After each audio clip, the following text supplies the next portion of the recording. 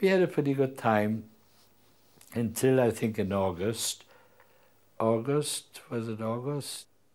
September of 1942, 43, the Italian government capitulated.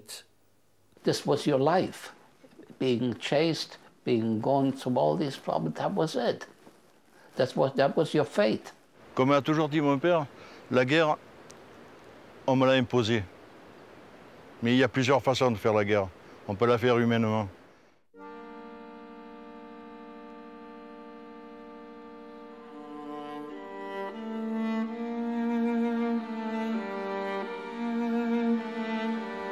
Ici, un millier de Juifs, hommes, femmes, enfants, vieillards, aidés par les organisations juives, protégés par l'armée italienne d'occupation, ont connu un répit jusqu'au 8 septembre 1943, jour où se déchaînait la haine raciale de l'occupant allemand.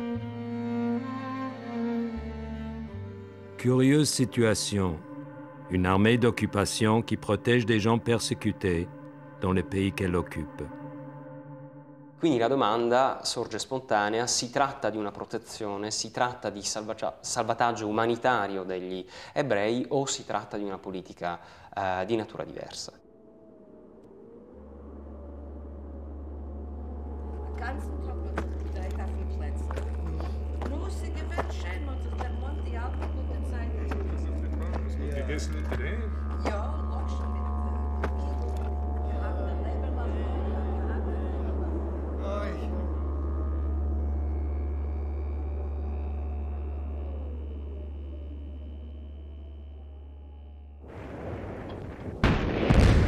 Juin 1940, alors que la victoire allemande sur la France est déjà assurée, l'Italie déclare à son tour la guerre à la France. À l'issue de 4 jours de combat, les Italiens occupent la ville de Menton, en partie détruite, ainsi qu'une fine bande de terre le long de la frontière alpine. La bella città mediterranea ritorna all'Italia. Mussolini and Hitler met on the 18th of June, 1940. Mussolini said, rubbing his hands, we're going to take Nice, we're going to take Savoy, we're going to take Corsica. And Hitler said, no, no, not so fast. That would simply provoke the exile of the French government to Algiers or to London, and then we'd have to keep fighting them. But if we're smart, and Hitler was capable, still capable at that point of making intelligent political calculations, if we're smart, we'll give them a certain amount of leeway. We'll make it look as though the armistice is worth their while, and we won't have to work so hard to occupy them.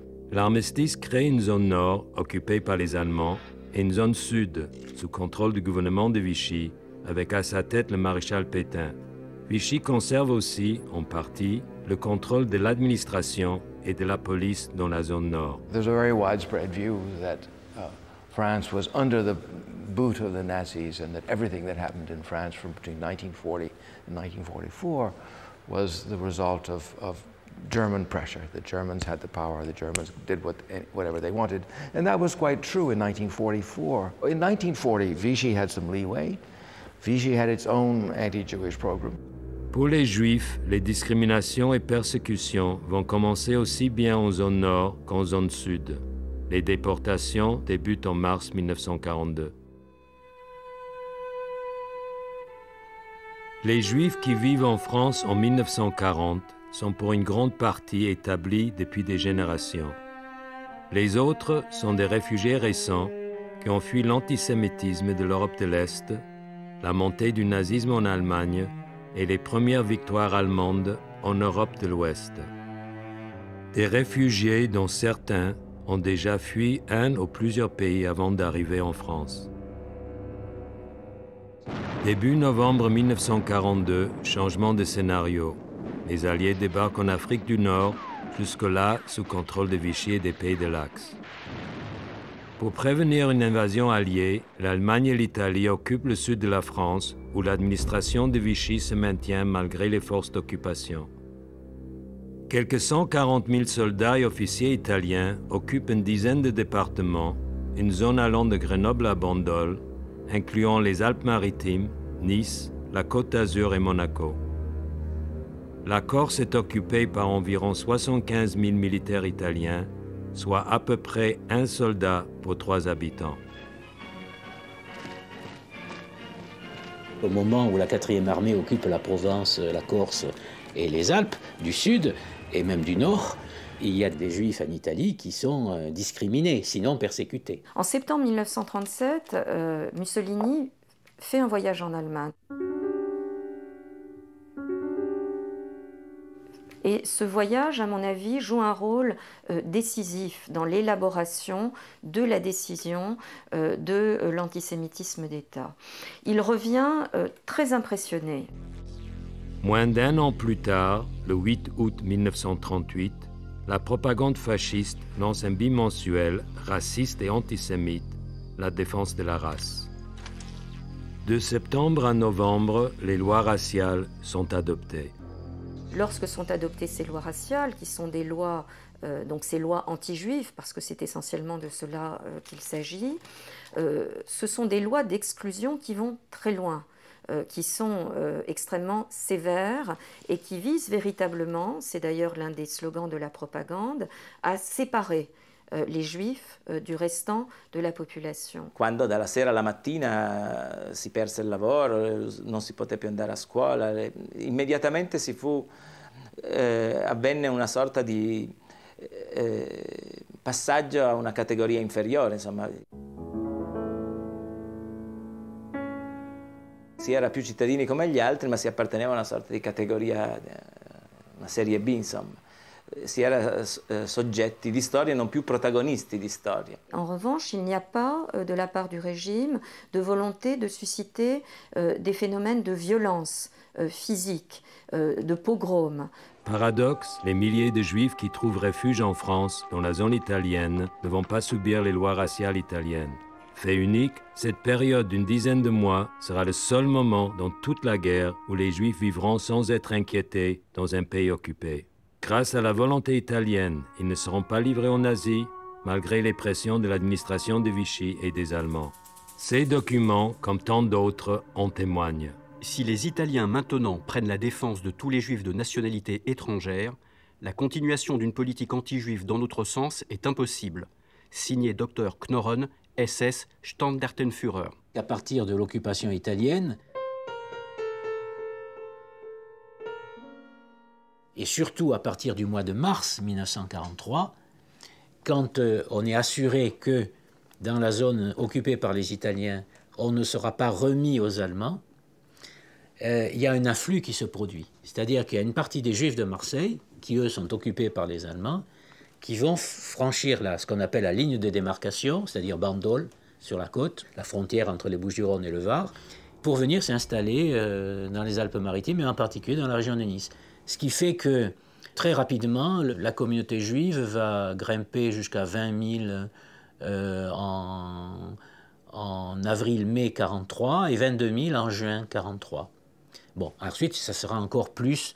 We heard at that time that the Jews were safe in the Italian-occupied zone, and my mother and I traveled by train to Nice, where we contacted the Jewish committee at Boulevard du Bouchage, and they provided us with documents saying that we had to report to a forced residence in Saint-Martin-Vésubie sometime in April 1943. We no longer had to be afraid to be arrested by the French police.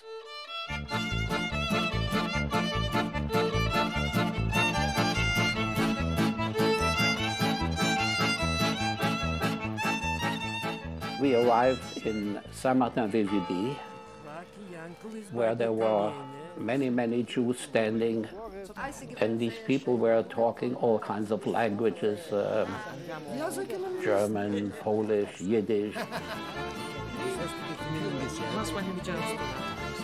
And nobody had to be afraid of the French police, which were really standing at the square, but they were just looking and they couldn't touch us. French police was there, and we had fun with them because they had the gun bags. They had a gun bag, but no gun in there. What they put in was the mégot.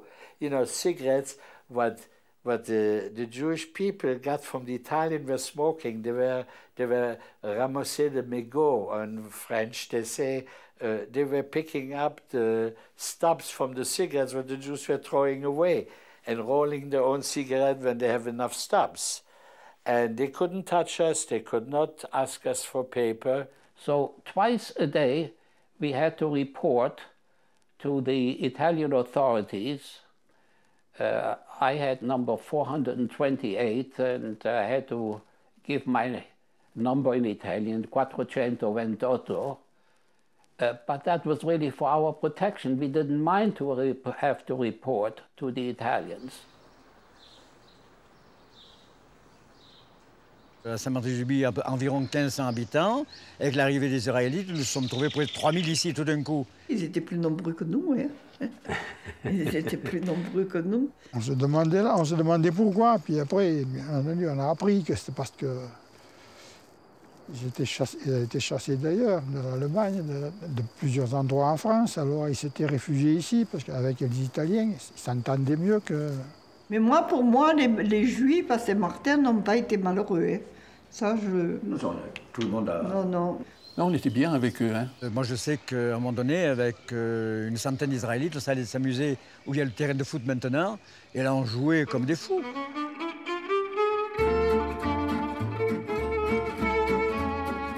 We organized a little boxing club. We had a man there called Charlie. He was a professional boxer at the time. Charlie Moret, qui était apprenti boulanger chez mon père. Mon père était boulanger et il travaillait chez mon père. Il s'occupait de tous les jeunes juifs d'ici. Il leur faisait faire de la boxe sur les balles de farine. C'était assez extraordinaire. On avait invité les officiers italiens, on les avait invités. On était nombreux d'ailleurs, et on a fait une série de combats. Avec Charlie Moret, il nous faisait nager, il nous faisait faire de la boxe, il nous occupait aussi. It was really fun. Ceux qui étaient riches, ils habitaient les belles villas aux alentours. Et les autres, ils étaient dans le village, dans des appartements. On avait une partie de la communauté qui était totalement démunie d'argent. Il n'avait aucune ressource matérielle. Il existait le Joint qui, de Suisse, envoyait des fonds pour permettre à ces gens de pouvoir vivre à peu près normalement. Le Joint est une organisation juive américaine d'entraide créée en 1914 qui aide les Juifs d'Europe depuis la montée du nazisme. Everybody could live and eat. There was enough food for everybody. La montée des prix, bon, ça a été quelque chose qui était obligatoire, puisque le ravitaillement était difficile. Though everything was rationed, peasants always had extra potatoes. We didn't drink too much wine. Wine you got almost without tickets because you cannot leave a Frenchman without wine. And so we changed our wine for potatoes or for some eggs or for some butter. We were not hungry. Vous avez tous les paysans qui étaient par là ont vendu leurs pommes de terre. Le double du prix que de la norme. Alors il y avait des gens qui râlaient, d'autres qui étaient contents. In the evening we were sitting on the grass and we were singing.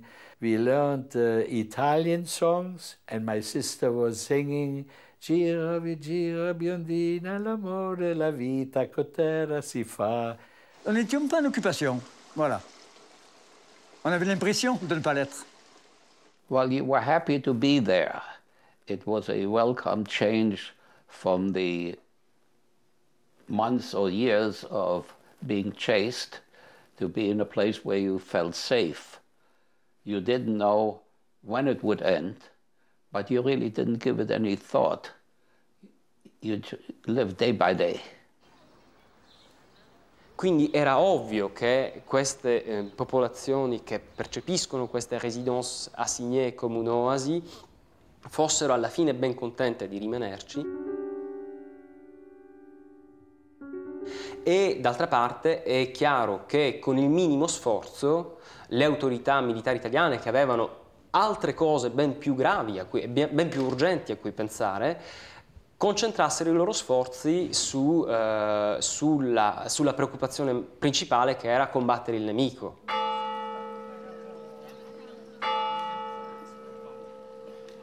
J'étais en contact avec la communauté juive. Je suis intervenu à les défendre lorsque, je pense, en juin 1943,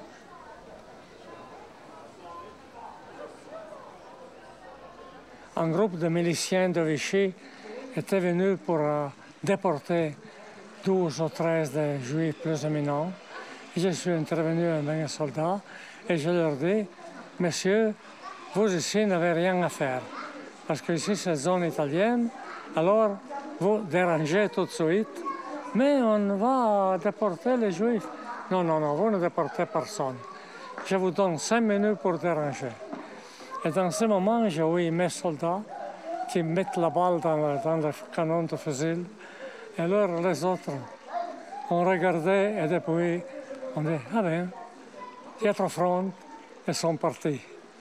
Alors j'avais déjà, la communauté juive savait qu'en nous, elle avait des protecteurs. À Saint-Gervais, à Megève et dans d'autres villages de la zone italienne, il y a eu des incidents similaires. Harry Burger, jeune juif de 19 ans à l'époque, interné dans un camp à Sospel, en témoigne. After 2 months of internment in the camp, one morning we came down to go to breakfast.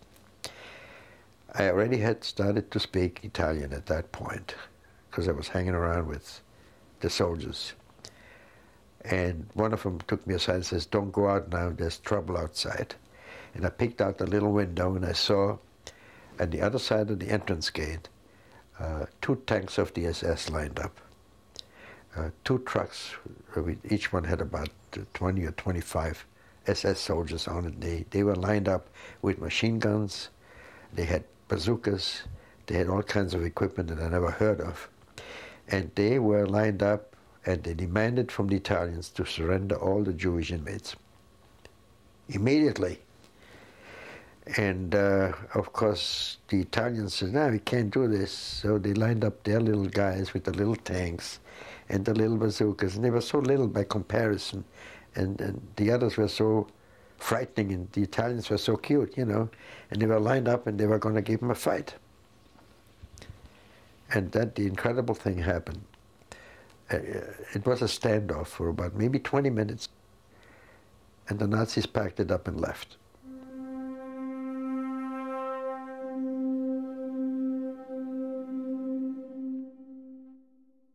Les Italiens se sont opposés, on peut dire, par la pression militaire directe à Annecy.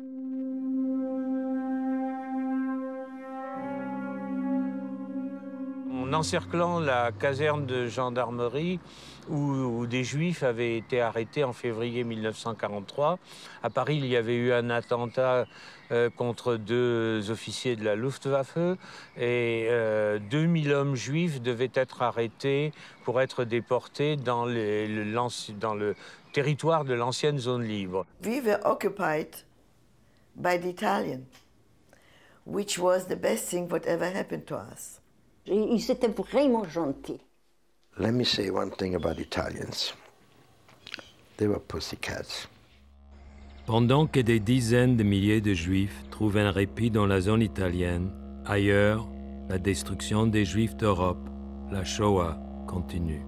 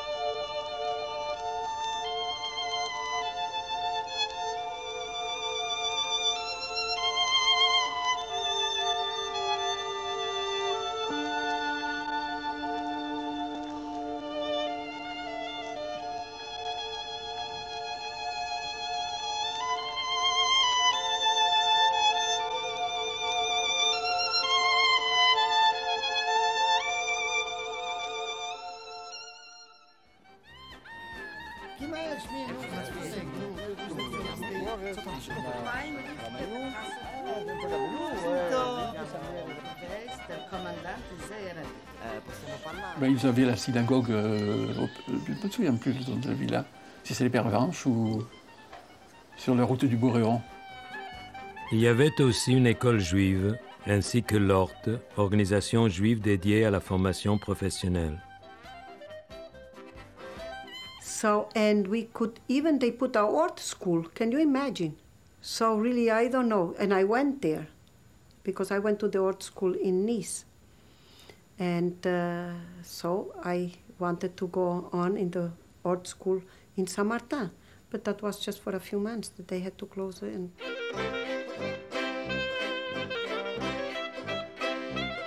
I mean, we become really friendly with the people of Saint-Martin, and I cannot remember really having a bad time there.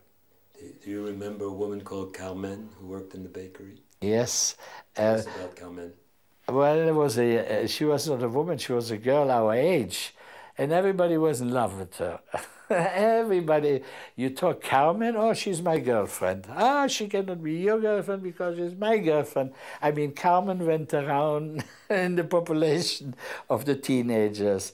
It was, and I think she was a daughter of the baker, and in this town there's 1 or 2 bakeries, so you cannot miss Carmen.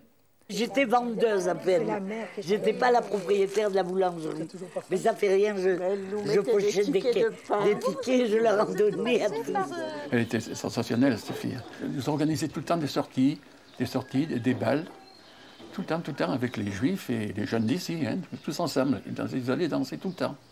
Il y avait une grange, ils avaient un phonographe, et ils dansaient ensemble, les jeunes Juifs avec les jeunes de Saint-Martin.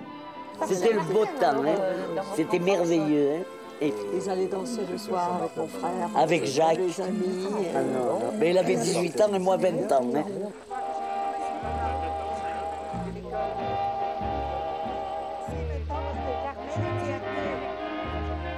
C'est aussi grâce à elle que je suis là. Et voilà.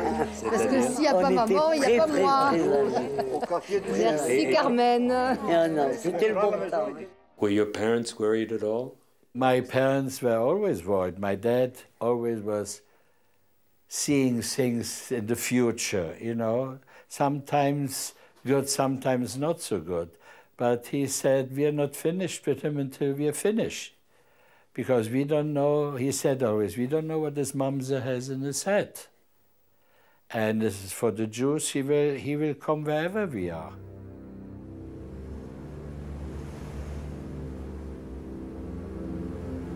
Le père de Siggy a hélas vu juste.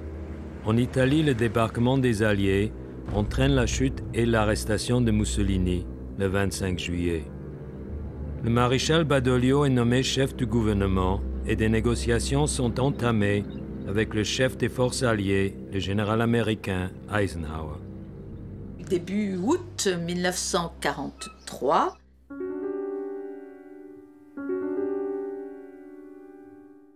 les autorités italiennes préviennent les œuvres juives que l'armistice est imminent et qu'on ne sait pas quand d'ailleurs, mais qu'elles vont se retirer.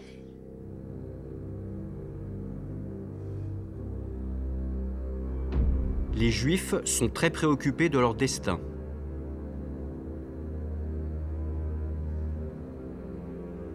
Mon père s'appelait Federico Strobino.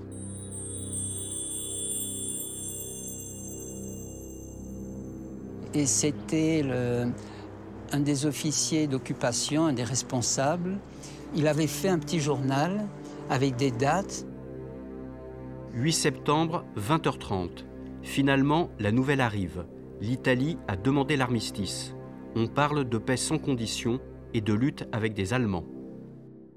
L'8 settembre mi trovavo all'Hotel des Alpes, sentiamo ovviamente la voce registrata di Badoglio.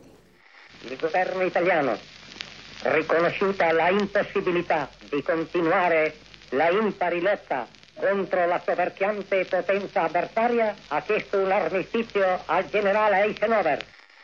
E immediatamente un'esplosione di gioia da parte di tutti. In quel momento ci siamo un comportamento di folle pazzia, di esaltazione generale.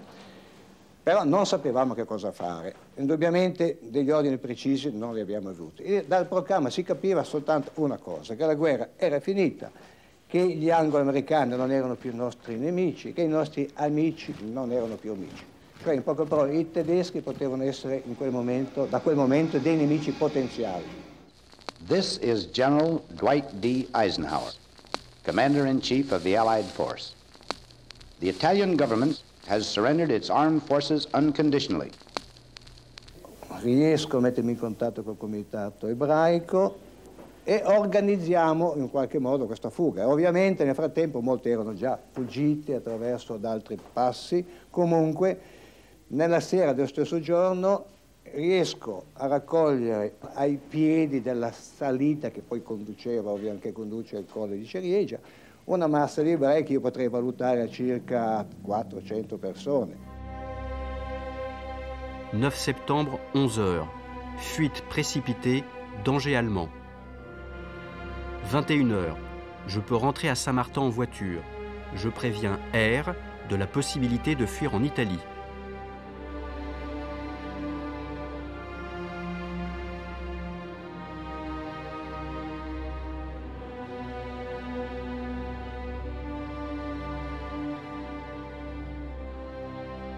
On a le témoignage du lieutenant Strobino qui redescend à Saint-Martin dans la nuit du 9 au 10 septembre pour essayer d'inciter vraiment tous les résidents forcés à les rejoindre soit par fenêtre, soit par Cerise.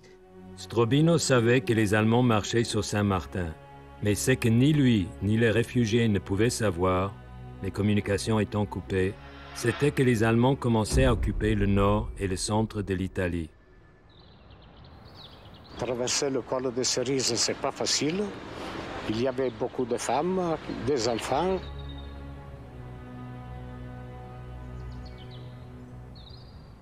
Même des enfants en bas âge que les soldats ils portaient sur les bras. Et parmi eux, une femme enceinte aussi. Et ce que m'a raconté mon père, il n'avait pas de chaussures de montagne.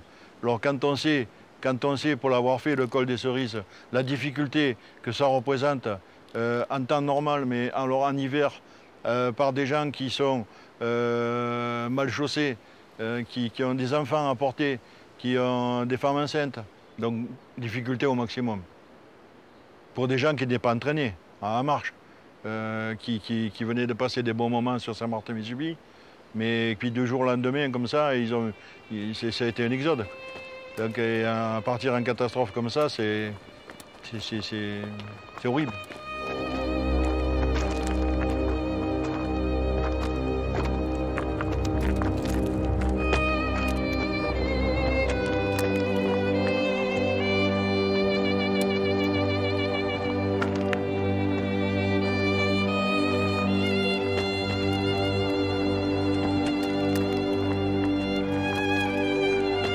Ils ont dit suivez-nous, sinon ils vous tueront les Allemands.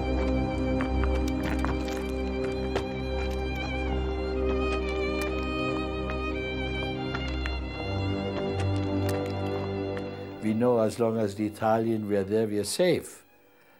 But we didn't know the Italian will leave so fast. On nous a dit les Allemands arrivent et les Italiens nous ont dit venez avec nous, on part en Italie, on s'en va.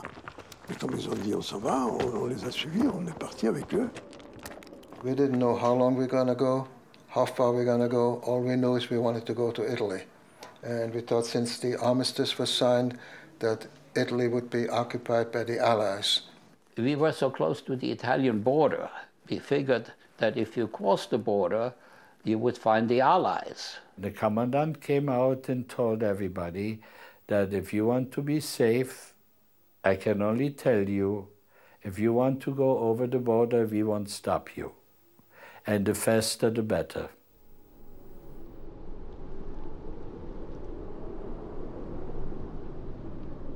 We thought already freedom. We thought this was the end. We just followed one or the other. We left Saint-Martin at a moment's notice, we grabbed whatever we could take and carried it on our backs. And we went on the march. We had no way to know where we were going. We just followed the people in front of us.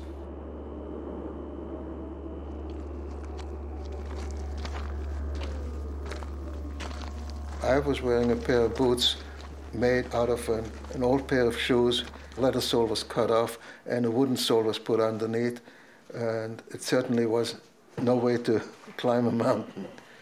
We weren't dressed. We were in sandals. We were in summer clothes. We didn't have anything. Shoes were torn. Some people had to go barefoot. We walked, we walked, we walked. The second night, we slept with some Italian soldiers in their barracks, and they made some soup for us. I remember that. And they made a big pot of soup for everybody.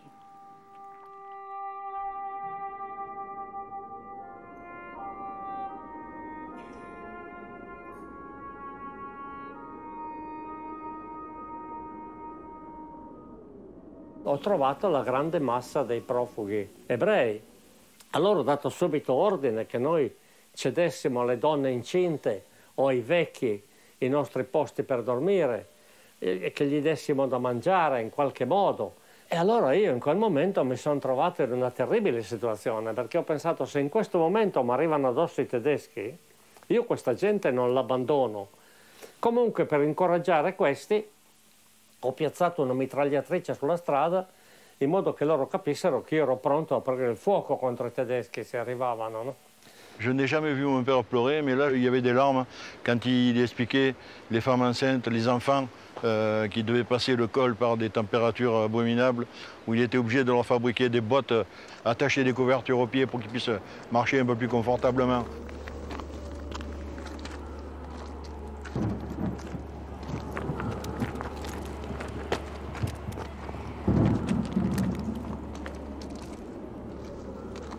When we were on the highest point and we looked down, it was like a long snake, you know, pulling his way up a hill. As far as you could see up the mountain was like people walking. And people kept falling back because it was a high climb. And then on the roadside left baggage and stuff, you know, people just left everything, tried to walk. And I remember we went down a few times to help people who had children, and it was tough to go. My grandmother could not make it. She couldn't walk well. So, I mean, you had to walk over the mountains. It's a treacherous walk. The pathways were very narrow. The stones were falling. We were afraid of an avalanche of stones coming down. And what I heard also was that people went back. People went back to Saint-Martin. They said, I cannot. Whatever will be, but I cannot climb the mountain. Une partie des réfugiés est retournée en arrière et notre n'a jamais quitté Saint-Martin. Ceux qui étaient restés à Saint-Martin, certains disent « Que voulez-vous que les Allemands, ou même les SS, nous fassent? On est des vieux, vous croyez qu'ils vont nous molester, etc. On n'est pas un danger pour eux. Hein, on est incapable de tenir un fusil ou autre. » Mais ils n'avaient pas intériorisé des choses que d'autres avaient su et avaient déjà colportées pendant l'été 1943 sur ce qui se passait en Pologne. Parmi ceux qui sont restés à Saint-Martin et dans les environs, une quarantaine ont été arrêtés et déportés par les Allemands. Il n'y a pas que des personnes âgées. After we arrived in one place where we could see a village on the bottom, we didn't know if it was Italy. Maybe we ran in circles and we are back in France. Ziggy est bien arrivé dans la région du Piémont en Italie, comme la plupart des réfugiés qui ont quitté Saint-Martin.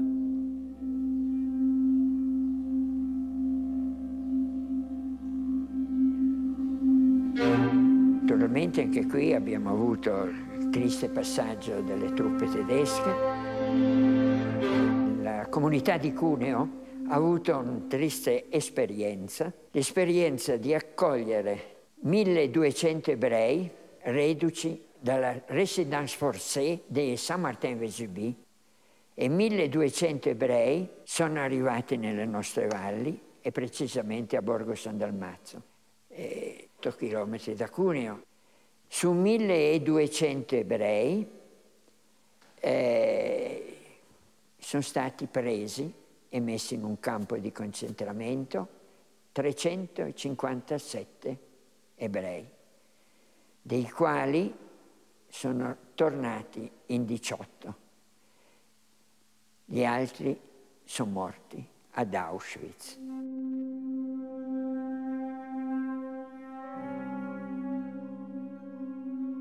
And there followed one of the most intense periods of arrests and deportation of any of Western European history of the final solution.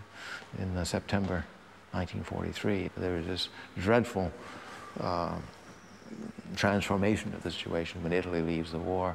Ricordo che quella sera d'autunno era umido, piovigginava e siamo stati invasi da circa 900 ebrei, circa, io adesso il numero preciso non lo so.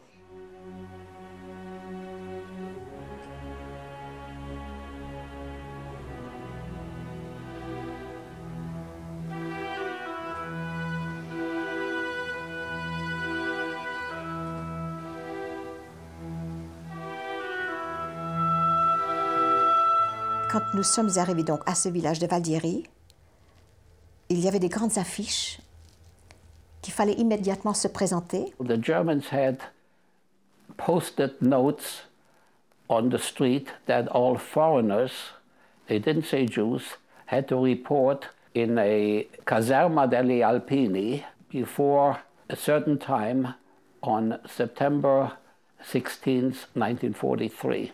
Se non si presentavano li avrebbero uccisi e avrebbero anche uccisi coloro che gli davano l'ospitalità.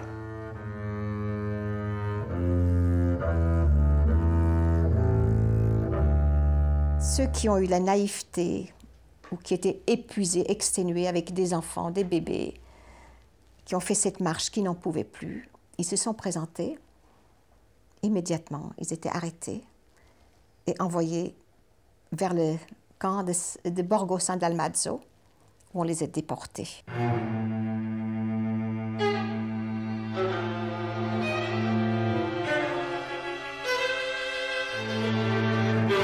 Qualcuno ha deciso di andare in giù liberamente. La nostra gente diceva: ma fermatevi, noi vi salviamo. E quelli dicevano: ma no, se noi ci fermiamo qui non solo portiamo noi le conseguenze dolorose del fermarsi, perché poi arrivano i tedeschi, ma anche voi. E allora hanno deciso di presentarsi in caserma. We didn't know what to do. We did not want to endanger our hosts, and we finally decided to report to the Caserma degli Alpini, which turned out to be a make-up concentration camp. Dovevo prendermi cura anche di quelli nella caserma, nel campo di concentramento. Andare in caserma veramente avevo un po' paura, anche se ero molto coraggioso, avevo paura di essere arrestato perché ero ricercato.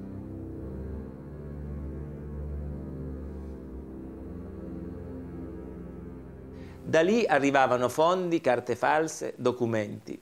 Lì, nella curia di Genova, periodicamente Don Viale prendeva il treno, partiva da Borgo San Dalmazzo, mettendo a repentaglio la sua esistenza, fare allora un viaggio di quella natura tra Borgo San Dalmazzo e Genova, andava, trovava i fondi, trovava i documenti falsi, ripartiva, ritornava a Borgo e smistava queste cose ai curati, ai parroci di campagna, alle persone con cui aveva stabilito una rete di solidarietà capillare.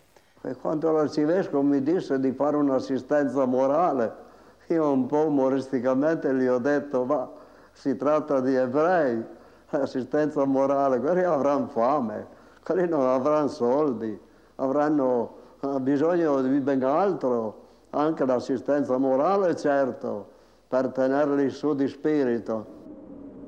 À Valdieri, nous, tout de suite, la consigne, la forêt, la montagne. Et nous sommes arrivés donc en montant, en pleine nuit, dans une petite grotte où il y avait un couple, des paysans. Et ils nous ont accueillis avec beaucoup de chaleur. Et tout de suite, ils nous ont donné de la soupe pour nous réchauffer. Et ils ont dit, vous pouvez rester ici, on va vous installer dans l'étable. De ma vie, je n'avais pas rencontré autant de pauvreté e autant de misère. Molte persone locali, e in modo particolare la gente povera delle montagne, hanno aiutato senza condizioni, perché avrebbero potuto venderli, avrebbero potuto farli arrestare. Naturalmente c'è stato quello che ne ha approfittato, che si è fatto pagare per essere nascosto, ma sono tutte cose che si possono capire. Non si capisce e possiamo dirlo senza tema di errore, che ha venduto un ebreo per 5.000 lire d'allora, e quanti casi in Italia ci sono stati, merita merita l'offesa dell'uomo. Pendant 20 mois, jusqu'à la fin de la guerre, juifs italiens et étrangers sont traqués sans merci et envoyés dans les camps d'extermination par les nazis et leurs alliés fascistes. Mussolini, libéré par les Allemands, a recréé un État à la solde des nazis dans le nord de l'Italie, la République de Salo. Ceux qui aident les Juifs mettent leur vie en danger.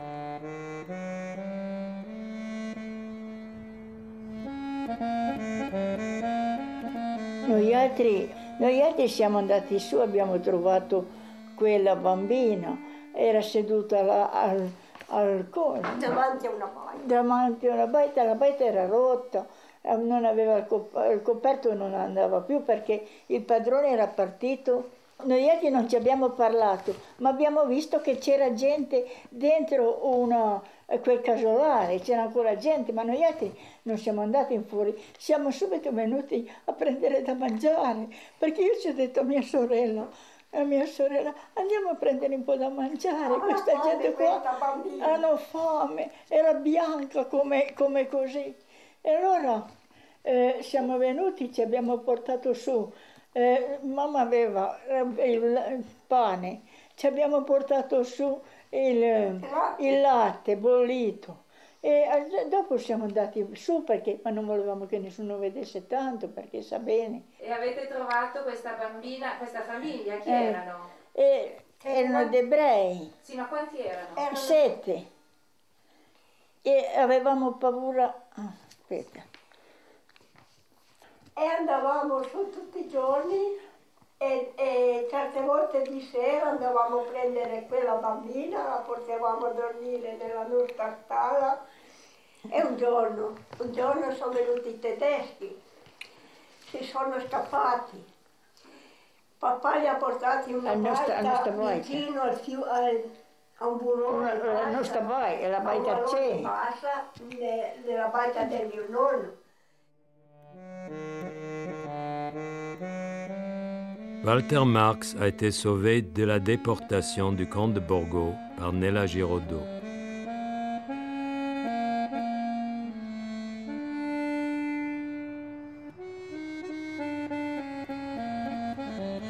This Italian girl that I had befriended in the Cavallo Rosso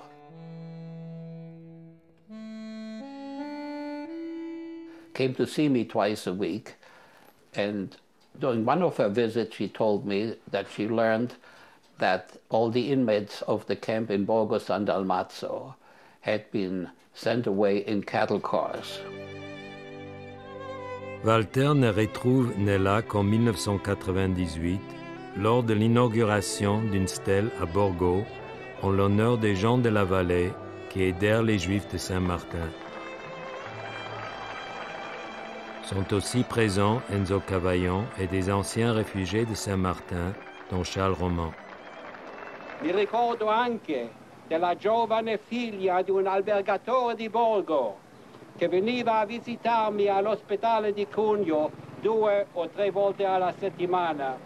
e che mi ha nascosto dopo la mia uscita dall'ospedale di Cuneo, prima di presentarmi ai partigiani della prima divisione alpina Giustizia e Libertà, Brigata Vallestura Carlo Roselli.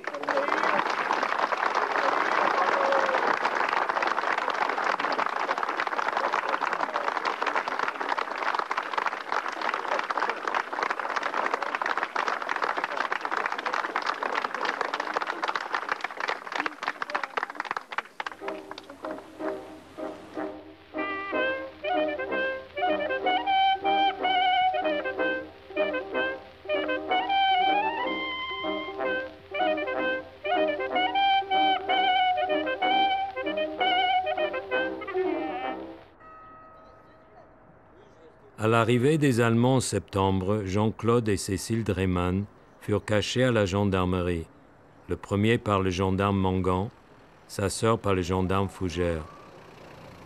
Tu as connu mon père? Ah oui, j'ai connu ton père, grand, maigre, avec les culottes à la zouave. Ton père, ta mère. Ta mère aussi qui était gentille, elle avait 5 ans, 6 ans, et lui, il était bébé. Voilà. Bébé, il marchait quand même. Hein. Il marchait quand même, il trottait. Il avait un gros derrière, mais il marchait quand même. Hein. Il était beau comme tout. Que te dire, qu'on te promenait dans la rue, partout, hein, comme tous les enfants, et que tu devais dire maman à ma mère, pour pas qu'on se fasse attraper. Et ça, c'était très difficile. Voilà, c'était ça, votre maison. Là, on rentrait à cette porte, je crois. La première porte? Voilà. Ton père avait pris des photos là, dans ce petit jardin, là, dans cette allée, voilà. Comme si c'était hier. Oui, même le grillage, il doit être d'époque, sans doute. Là, il y a le mur. La seule photo que j'ai, et ça, je sais que c'était pris, et je peux te dire tout de suite en quelle année, c'est marqué derrière, c'était pris en mai 43. Eh ben voilà, juin, parce qu'on est arrivé en printemps. Voilà, voilà. 4 mois avant qu'il y ait ce fameux jour. Voilà, voilà, voilà. Alors, quand Madame Dreymann est partie un soir dans la montagne, avant de partir, elle a apporté à la maison ses 2 enfants. Cécile est restée chez nous, et avant de fermer, elle lui a donné une paire de boucles d'oreilles pour moi, toute petite. Et je voudrais que la boucle soit bouclée, et que ce soit Jean-Claude qui les prenne. Voilà, ou Cécile, voilà. Elles sont pour vous, ça vient de votre mère. Et je les ai toujours gardées.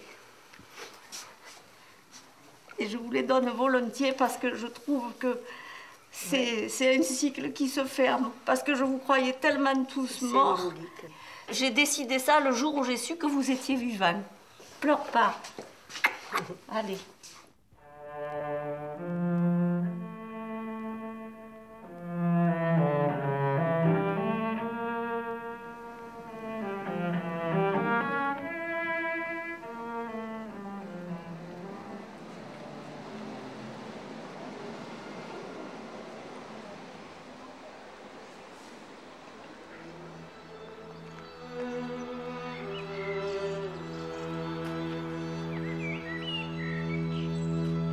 Ici, 1 millier de Juifs, hommes, femmes, enfants, vieillards, aidés par les organisations juives, protégés par l'armée italienne d'occupation, ont connu un répit jusqu'au 8 septembre 1943, jour où s'est déchaînée la haine raciale de l'occupant allemand. Une des motivations de ce film a été ces quelques mots inscrits sur cette stèle.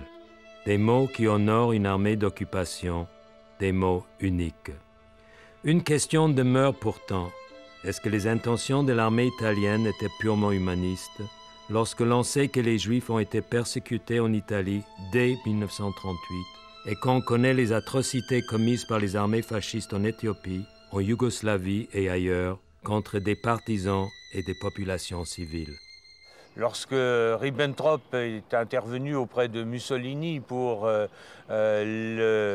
lui faire des reproches en ce qui concernait la protection que les Italiens accordaient aux Juifs, eh bien, Mussolini a répondu c'est la faute de mes généraux, ils ont reçu une éducation humaniste et chrétienne. I vertici militari italiani non avevano minimamente l'intenzione di organizzare politiche di salvataggio umanitario degli ebrei. Ciò non significa che essi consegnarono. Non c'è mai stata una riunione in cui i comandanti e le autorità italiane predisponessero un piano di salvataggio. Non era neanche possibile immaginarlo. È realistico farlo. È esistito un atteggiamento genericamente ben disposto. Atti di militari italiani, decisioni coraggiose di alcuni militari italiani furono prese, ma un discorso è parlare di atti individuali che possono tranquillamente essere anche considerati come atti di resistenza.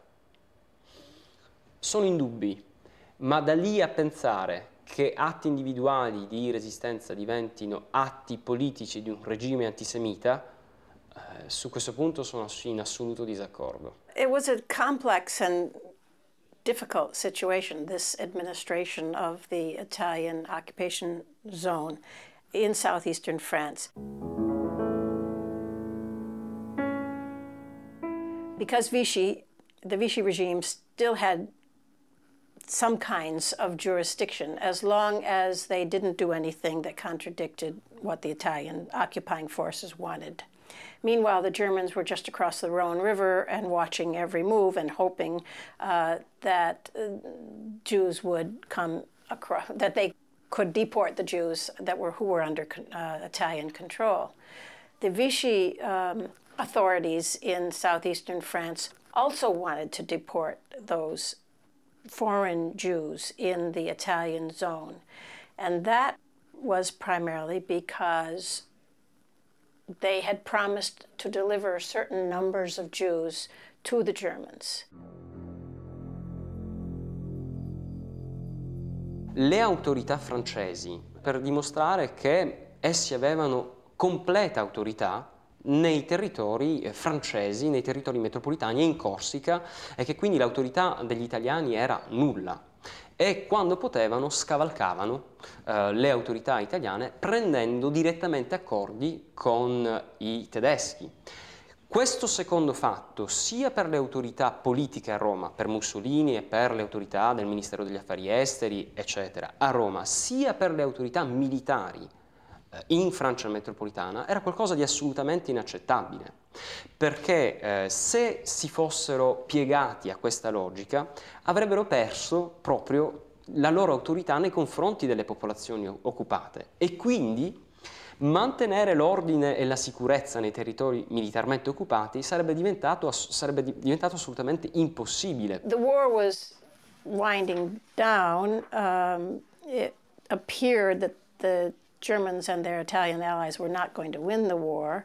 Italian diplomats and military personnel didn't want to have the burden of the deportations on their record, not just their consciences, but on their actual career records. They knew by this time what deportation meant, and they didn't want to have anything to do with it. Si les raisons du comportement des Italiens sont complexes et que l'humanisme n'était probablement pas leur seule motivation, ils ont démontré qu'on peut toujours résister, en l'occurrence face aux pressions du puissant allié nazi et du gouvernement de Vichy. La résistance des milliers de gens anonymes qui ont aidé les Juifs traqués, souvent au risque de leur vie, l'a aussi démontré. Ma famille faisait partie de ces Juifs traqués. Partis de Belgique pour essayer de rejoindre la Suisse, ils ont été arrêtés par des gendarmes français et envoyés dans un camp français. Toutefois, ils ont réussi à rejoindre Saint-Martin et ensuite suivre les troupes italiennes. Moi, j'avais 3 mois. Cette histoire m'a accompagné toute ma vie, ainsi que la bienveillance des Italiens des deux côtés des Alpes. Grâce à cette bienveillance, 65 ans après, j'étais encore là pour faire la marche de la mémoire.